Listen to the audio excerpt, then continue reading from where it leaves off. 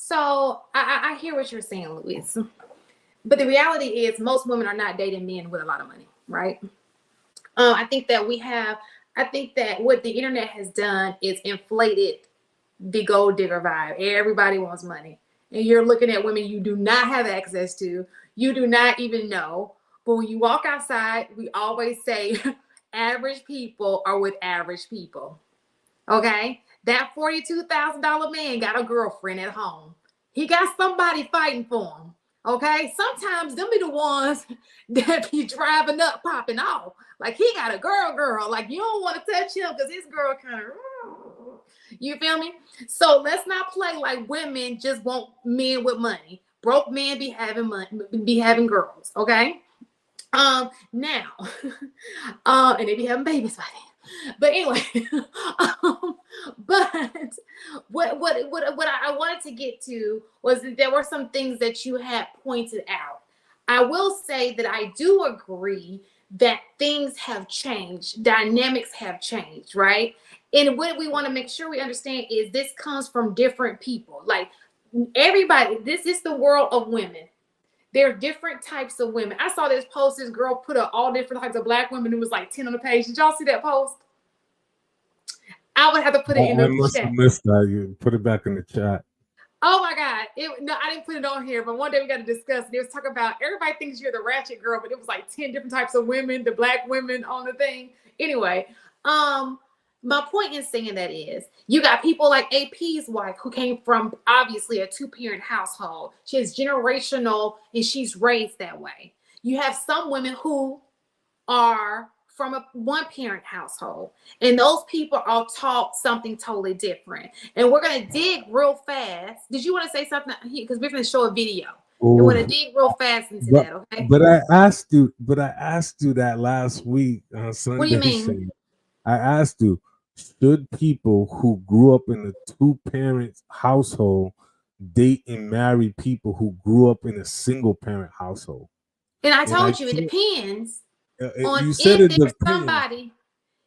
So this is my thing. I didn't take it in the sight of a woman, but what I'm saying for me in a man, if I decide to date because I was raised in a two-parent household, if I decide to date a man in a two-parent, who was raised single, I would hope. I think it only works if there is a parent, a male figure, elder in the household who can guide him. Same thing with the female, and she's willing to be guided. That person from the two, his parents, like if she's the one who has a single parent and he has two parents, if she's willing to take guidance from his mother, does that make sense? Because it's a family thing at that point.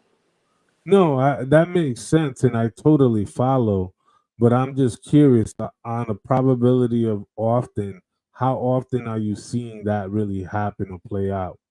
I don't see it. So you're right. I don't see it. But let me just tell you. It's really not an easy thing to fix, right?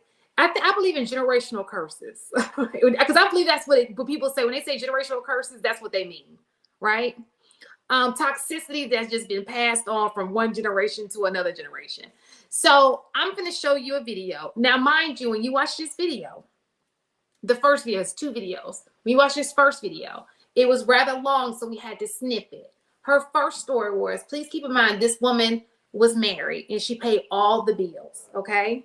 She wanted to go on a trip with her husband. She paid for the trip. He did not want to. He was not satisfied. So this is the second story in the video, okay? Give me a second. While I pull it up, and you're going to see, it's going to all make sense in a second. Sorry, y'all. Look, y'all, when I got married the second time go round, look, I still ain't know nothing. I thought I still knew a little something, y'all, but look, I still had a little slowness to me. So look, the second marriage, y'all, I still done the same thing. I paid almost all the bills. The same thing that I went through with the first. I paid all the bills. Look, and the mortgage was more, and so. He helped me with the mortgage, half with the mortgage, and like same way with the rent. And y'all, you know what? Christmas would come, I ain't get no presents. You know what I'm saying? Birthday, no present. No happy birthday, no nothing, no nothing.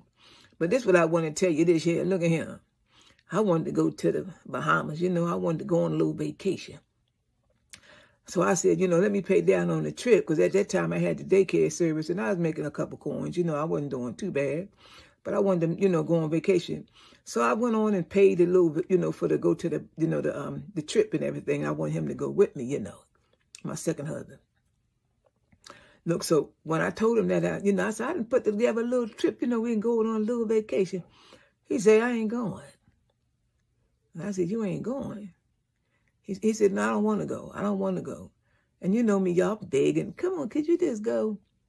Come on now. And he studied saying no, y'all. So I went on a 3-day fast begging God to change his mind, you know, because I didn't put the money down and I wanted to get away, you know, and just hang out, you know, in the night, fresh air, you know what I'm saying.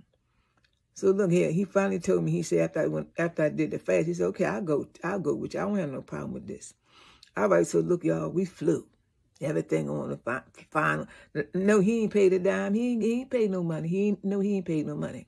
So look, when we got there and everything, and you know, it was like in the evening time, you know, so it was nice walking around and everything, looking at things, and then just enjoying the weather, you know, it's nice and this, that, and the third. So we went on to the room, you know, so he went on to bed like regular, like he home regular. No watching TV with me, no hanging out with me, no nothing. Just he in the place, y'all.